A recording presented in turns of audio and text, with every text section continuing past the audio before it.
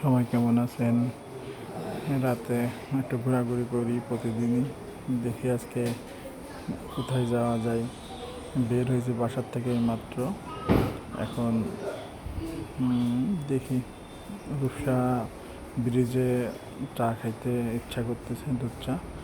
দুধ চা খাওয়ার উদ্দেশ্যে রওনা দিছি।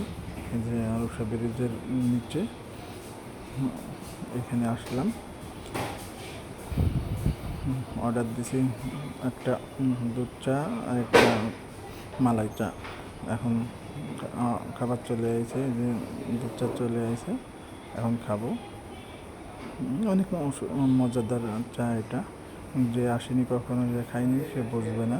এখানে অনেক মজা লাগে দুধ চাটা।